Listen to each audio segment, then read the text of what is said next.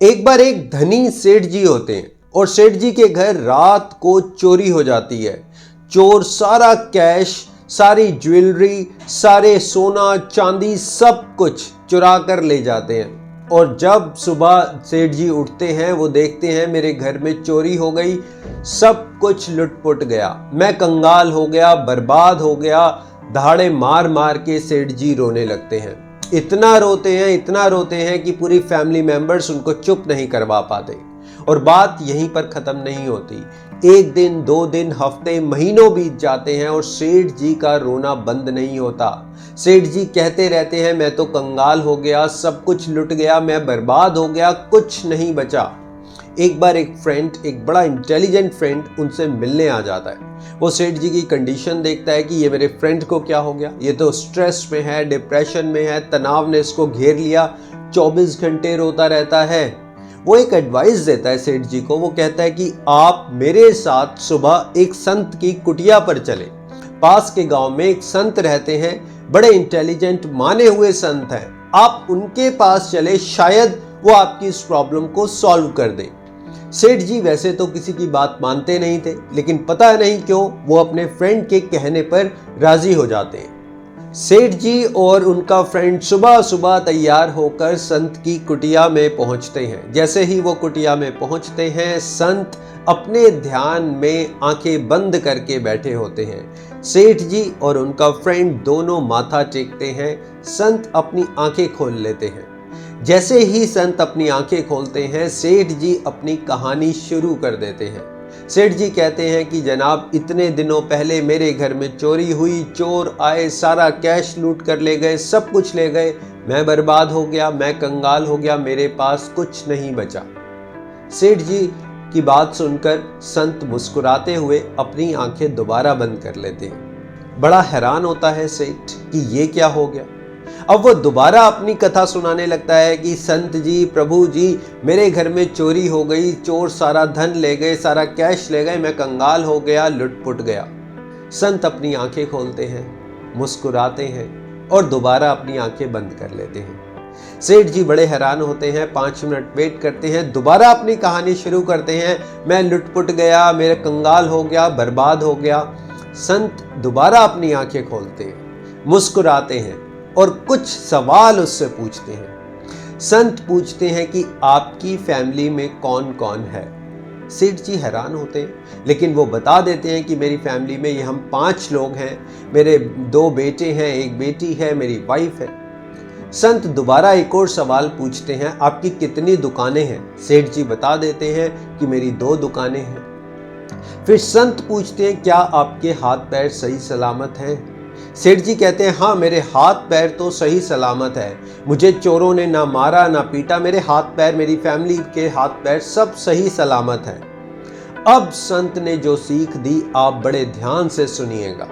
संत ने सेठ जी से कहा, आप मुझे ये मत बताइए कि आप क्या गंवा चुके हैं, आप मुझे ये मत बताइए कि आप क्या खो चुके हैं, आप मुझे ये बताइए आपके पास क्या बचा है। बस इतना बोलते ही सेठ जी की आंखें खुल जाती हैं। सेठ जी को अपनी गलती समझ आ जाती है। My dear friends, I hope कि आपको भी अपनी गलती समझ आई। आज जब हम किसी भी दौर से गुजर रहे हैं, किसी भी जीवन के मुश्किल दौर से गुजर रहे हैं, चाहे हमारे ऊपर फाइनेंशियल प्रॉब्लम है, रिलेशनशिप को लेकर प्रॉब्लम है, हमारे करियर को लेकर प्रॉब्लम है, या कोई पास्ट की ऐसी बात जो हमारे दिमाग में बैठी हुई है, कुछ भी, आप ये बताइए कि बचा क्या है, आपने क्या गवाया, आपका समय गया, पैसा गया, रिलेशन गया, वो बात नहीं है। बात ये है कि अब आज की डेट में जब आप मेरा ये वीडियो सुन रहे हैं, आपके पास क्या बचा है। क्या आपके पास एक अच्छी फैमिली है, क्या आपके हाथ पैर सही सलामत है, क्या आपका दिमाग काम कर रहा है। माय डियर फ्रेंड्स, जो कुछ भी हम गंवा चुके हैं, जो कुछ भी हमारा चला गया है, अभी भी टाइम है सब कुछ नए तरीके से स्टार्ट करने का। आप ये देखिए कि आपके पास क्या बचा है, क्या सोर्सेज हैं, क्या रिसोर्सेज हैं, आप कैसे अपनी लाइफ को नए तरीके से शुरू कर सकते हैं। ये है आज का सबसे बड़ा सबक कि हम जो कुछ गवा चुके हैं उसके बारे में ज़्यादा सोचते हैं, रादर जो हमारे पास है, जो कुछ भी हमारे पास है, हम उसकी इम्पोर्टेंस नहीं समझते, उसकी वैल्यू नहीं समझते। अक्सर हम लोग लाइफ को बहुत सीरियस होकर जीते हैं। यस माय डियर फ्रेंड्स, आपने अभी सेठ जी को देखा कितने सीरियस ढंग से किसी एक चीज़ पर फोकस करके वो अपनी लाइफ को जी रहे थे। सिर्फ धन, सिर्फ पैसा, सिर्फ जायदाद, सिर्फ वो दुकानें, सिर्फ वो सोना, बस यहीं पर एक फोकस बना हुआ था। माय डियर फ्रेंड्स, लाइफ को इतना सीरियस मत लीजिए। मान लीजिए आपके करियर में कोई स्ट्रगल चल रहा है, यकीन मानिए कुछ टाइम तक वो स्ट्रगल चलेगा। हर एक की लाइफ में एक स्ट्रगल आता है, एक स्ट्रगल का पीरियड होता है, लेकिन कुछ टाइम बाद आपका करियर सेट हो जाएगा। लेकिन आप एक बात बताइए, ये वाला टाइम पीरियड है जिसमें आप दुखी रहते हैं, आपका दिमाग खराब रहता है, आप ना ढंग से बात करते हैं, आपका मूड हमेशा अपसेट रहता है, चिड़चिड़े रहते हैं, क्या ये वाला टाइम पीरियड वापस आएगा? अगर आप 24 साल के हैं, क्या आप दोबारा 24 साल के होंगे? नहीं, बिल्कुल भी नहीं। अभी आप इतना सीरियस होकर एक चीज पर फोकस करते हैं कि वही आपकी लाइफ बन जाता है। माय डियर फ्रेंड, ऐसा नहीं होता। लाइफ एक बहुत बड़ा डोमेन है, चाहे हमारा करियर हो, चाहे हमारे रिलेशन हो, चाहे हमारी हेल्थ हो, सब छोटे छोटे पार्ट्स हैं हमारी लाइफ के। लाइफ एक बड़ा डोमेन है, आपने एक बड़े डोमेन को समझना है। आप किसी भी सिचुएशन में हैं, मुश्किल से मुश्किल दौर में हैं, अपने ऊपर बहुत ज्यादा रहम करना छोड़ दीजिए। यस माय डियर फ्रेंड, अपने ऊपर दया दिखाना छोड़ दीजिए। शायद आपको मेरी ये बात कड़वी लग रही हो कि सर हम तो इतनी प्रॉब्लम में हैं और आप ये क्या कह रहे हैं। यस माय डियर फ्रेंड, जितना आप अपने ऊपर दया करते हैं, जितना आप अपने ऊपर रहम करते हैं, आप अपने ऊपर आंसू बहाते हैं, उतना आप लाइफ में ग्रो नहीं कर पाते, आप कोई नेक्स्ट स्टेप नहीं ले पाते, क्योंकि 24 घंटे अब आपको आदत पड़ गई अपने ऊपर रहम करने की, अपने ऊपर दया दिखाने की। और जब आप अपने ऊपर रहम दिखाते हैं, अपने ऊपर दया करते हैं, तो यकीन मानिए लोग भी सेम टू सेम आपको वैसा ही आप यकीन मानिए लोग भी सेम टू सेम आपके साथ वैसा करने लगते हैं। आपके पास लोग आते हैं, आपको दया दिखाते हैं, आपको रहम दिखाते हैं, आपको अच्छा लगने लगता है और आप एक जाल में फंसकर रह जाते हैं। माय डियर फ्रेंड, अपने आप को स्ट्रांग बनाइए, अपने आप को थोड़ा सा कठोर बनाइए। लाइफ में जो भी परिस्थिति है, जो भी स्थिति से आप गुजर रहे हैं, जो भी आपकी कंडीशन है, मैं एक्सेप्ट करता हूं कि हो सकता है कि कंडीशन बहुत ज़्यादा प्रॉब्लमेटिक हो, लेकिन अपने ऊपर इतना रहम भी मत करिए, थोड़ा सा अपने आप को कठोर बनाइए। जब भी हम लाइफ के ऐसी किसी प्रॉब्लम को फेस कर रहे होते हैं जो सॉल्व करने के बाद भी सॉल्व नहीं हो रही, जिसको हम सॉल्व तो करना चाहते हैं, अपने एफर्ट्स भी डालते हैं, अपना फोकस भी करते हैं, कंसंट्रेशन के साथ उस प्रॉब्लम को, उस दौर को हम सॉल्व करना चाहते हैं, लेकिन फिर भी वो प्रॉब्लम जस की तस बनी हुई है। तो अब आप क्या करेंगे? आप अपनी प्रॉब्लम को जिस तरीके से आज तक सॉल्व करते आए हैं, अब आप वैसे सॉल्व नहीं करेंगे। देखिए, प्रॉब्लम को सॉल्व करने के बहुत से तरीके होते हैं, लेकिन जब हम एक प्रॉब्लम को एक ही तरीके से सॉल्व करने की कोशिश करते हैं, हम वहां पर अपनी लाइफ में स्टक हो जाते हैं। हमें आगे का रास्ता नहीं दिखाई देता, क्योंकि हम एक ही तरीके से प्रॉब्लम को सॉल्व करने की कोशिश कर रहे हैं। आप अलग अलग एफर्ट्स डालिए, आप किसी और इंसान से मिलकर देखिए, क्या पता जिस प्रॉब्लम को आप सॉल्व नहीं कर पा रहे, कोई और इंसान बड़ी आसानी से उस प्रॉब्लम को सॉल्व कर दे। आप थोड़ा सा प्लेस चेंज करके देखिए। मान लीजिए जिस प्लेस पर आप हैं वहां पर प्रॉब्लम नहीं सॉल्व हो पा रही। आप छोटी सी बात समझिए, आप जिस भी स्टेट में मेरा ये वीडियो देख रहे हैं और जो भी टाइम अभी हो रहा है, मान लीजिए 12 बज रहे हैं, अभी आप ये 12 बजे 11 बजे मेरा वीडियो देख रहे हैं, तो क्या कनाडा में भी सेम टाइम होगा? क्या यूएसए में सेम टाइम होगा? क्या ऑस्ट्रेलिया में सेम टाइम होगा? Absolutely not. थोड़ा सा डिफरेंस होगा। जब आप प्लेस चेंज करते हैं तो बहुत सारे डिफरेंसेस निकल के आते हैं। आप एक ही तरीके से स्टक होकर एक फिक्स्ड माइंडसेट के साथ जब प्रॉब्लम को सॉल्व करते हैं तो वो प्रॉब्लम सॉल्व नहीं होती। आप लाइफ के किसी भी मोमेंट पर हैं, किसी भी कंडीशन, आप कोई भी आपकी कंडीशन चल रही है, आप उस सिचुएशन को एक नए तरीके से सॉल्व करने की कोशिश करिए। देखिए, जब लाइफ में बहुत ही मुझे ये कहना चाहिए नाजुक मोड़ चल रहा होता है, बड़ी नाजुक स्थिति चल रही होती है, तो सबसे ज़्यादा इम्पॉर्टेंट होता है खुद को मजबूत बनाना, खुद को कमज़ोर ना समझना, खुद के ऊपर विश्वास करना, अपने डिसीजंस के ऊपर विश्वास करना। अक्सर हम लोग क्या करते हैं, हम अपने ऊपर से विश्वास को हटा देते हैं। माना मैंने कि आपसे पास्ट में कुछ गलतियां हुई, माना मैंने कि आपने कुछ डिसीजन ऐसे लिए जिसकी वजह से फैमिली को प्रॉब्लम हुई, आपको भी प्रॉब्लम हुई, लेकिन इसका मतलब ये नहीं है कि आप एक हारे हुए इंसान हैं।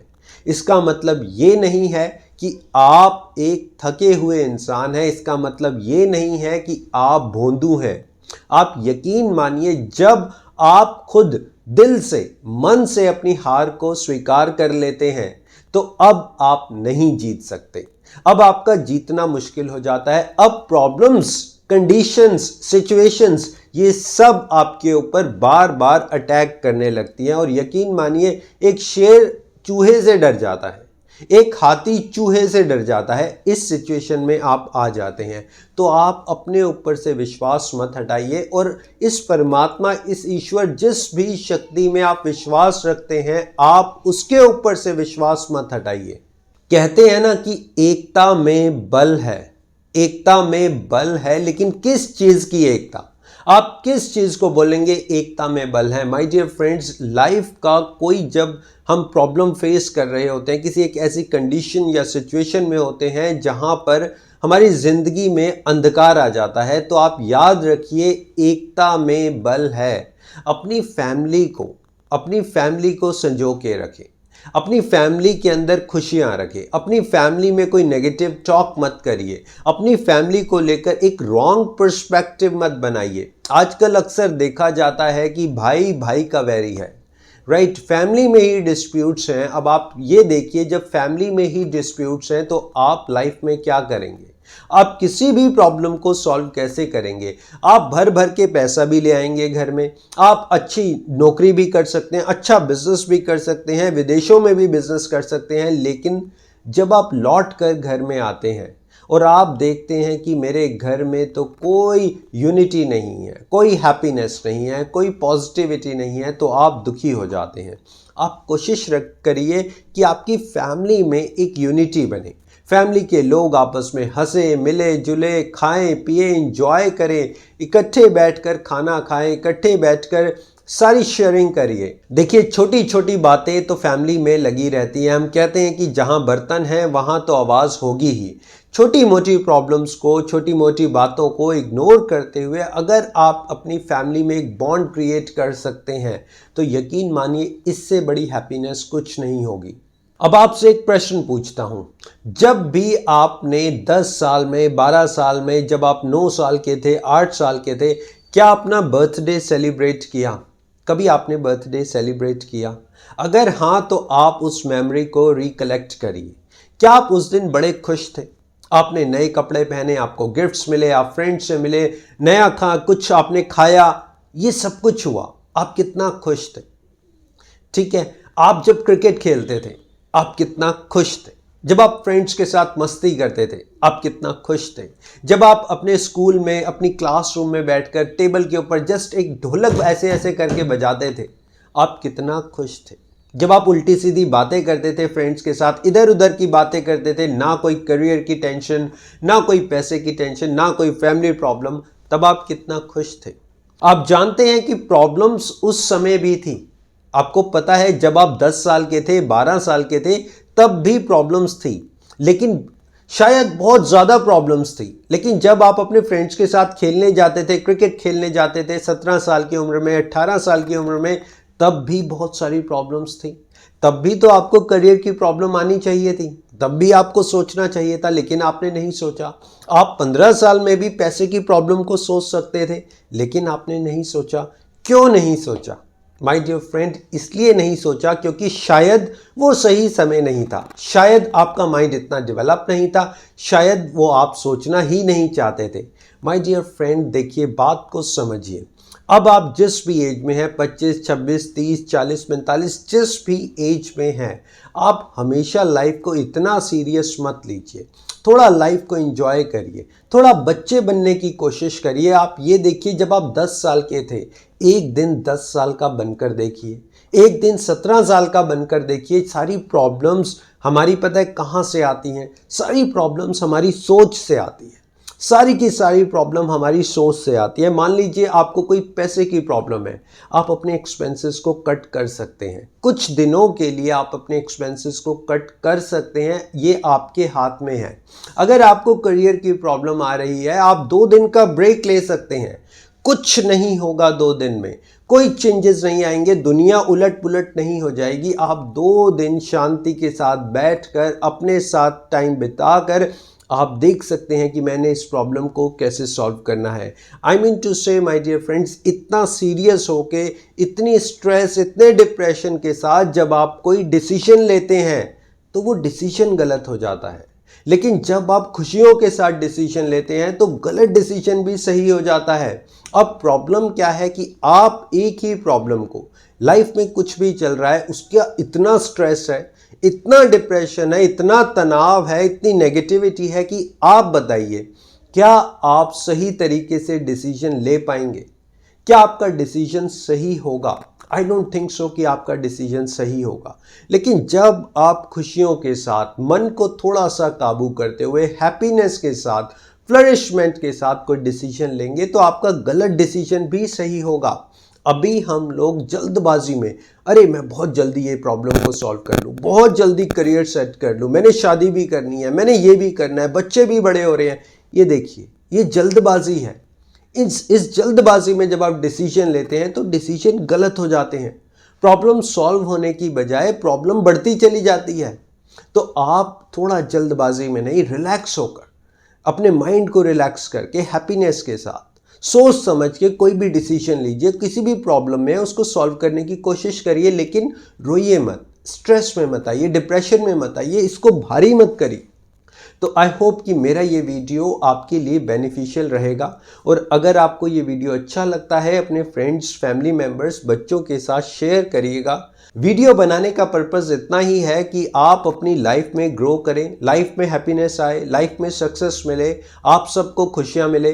तो ऐसे ही आप हंसते रहिए, मुस्कुराते रहिए, हमारे साथ कनेक्टेड रहिए। Thank you so much for your valuable time, for your valuable support. Always stay connected and always be happy. Thank you so much.